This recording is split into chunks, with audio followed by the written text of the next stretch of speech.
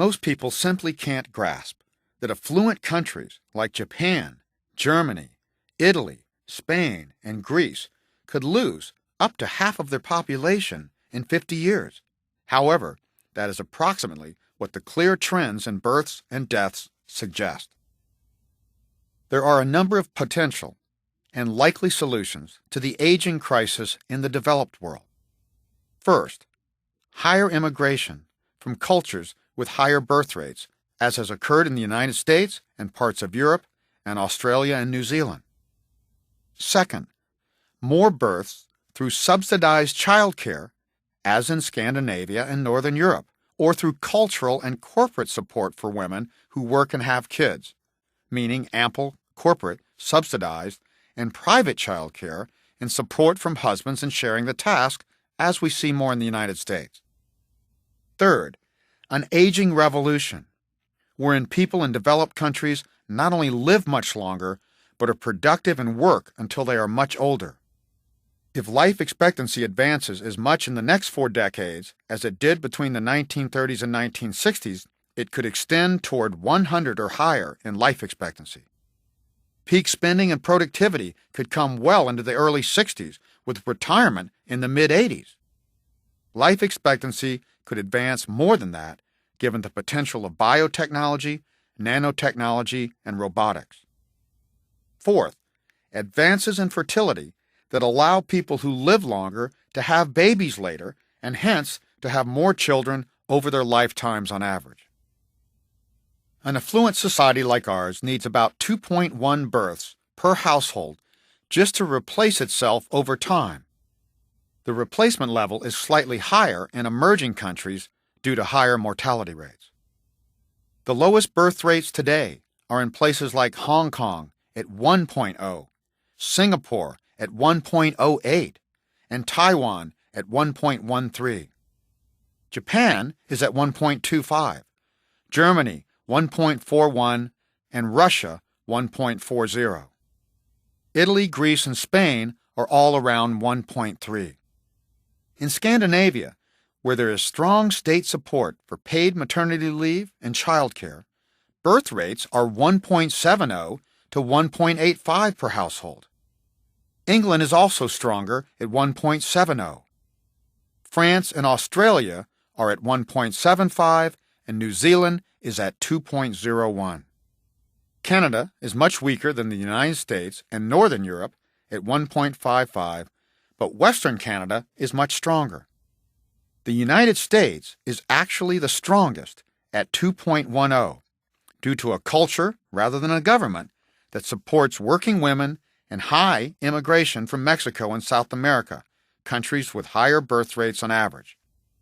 That's why population growth for the U.S. and Australia and New Zealand is still strong for decades ahead, whereas most of Europe, Russia, and East Asia declines significantly by 2050.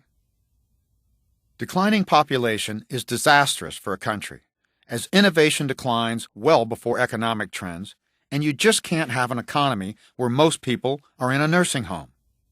Yet, aging trends are difficult to reverse, as an aging population tends to be more adverse to change and is increasingly less able to have children. Norway has the highest birth rate in Europe, and it has the greatest state support for mothers, with 54 weeks of paid maternity leave and 6 weeks of paid paternity leave. There is a €4,000 bonus, and state-subsidized childcare is common. The paradox is that although 75% to 80% of women in Scandinavian countries work, they have the highest birth rates in Europe. It is the state and cultural support for working women that makes the difference.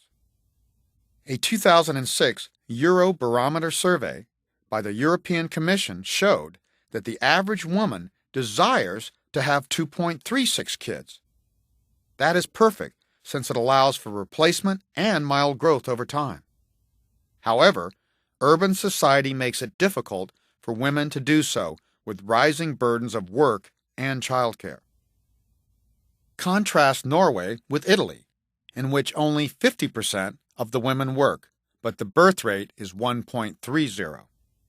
The tradition there is for women to stay home when they have kids, but they get little or no state support and little support from their husbands who work full-time. Young people also stay with their parents longer due to low pay and entry-stage jobs. Hence, they tend to have fewer kids later. A much greater proportion of births in Italy is to parents in their late 30s and 40s than in most countries. Surveys also have shown that women who have to do more than 75% of the housework are not likely to want to have another child. In more progressive countries, such as the United States and those in Scandinavia and Northern Europe, men share more in the household tasks when both spouses work.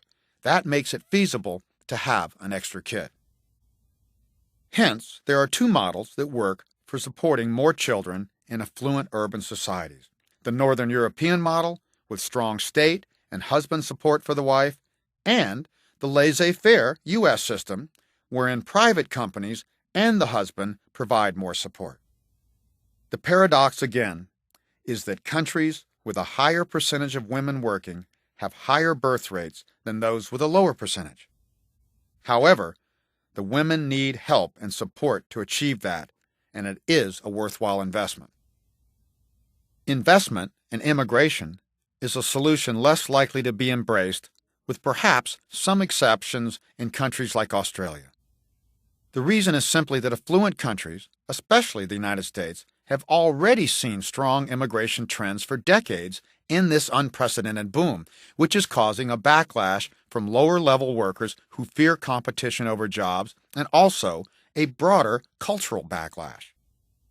It is hard to take in a sizable minority that has different values and language so rapidly. In Europe, many of the immigrants are from Muslim countries and do not assimilate easily, and European culture is harder to assimilate into compared with the American melting pot of long-standing immigration from all parts of the world. On the other hand, substantial increases in longevity in the next 4 decades are actually likely.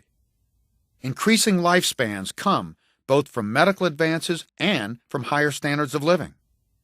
Medical advances counter premature deaths for children and for adults from lower cancer and heart disease rates, as do safer cars, airplanes, and work machinery. Higher standards of living are equally, if not more important. It is pretty hard to get seriously injured working in an air-conditioned office doing paperwork with health care benefits, although the paper cuts can be a bit nasty. Whereas working on farms, in mines, or on fishing vessels is another story.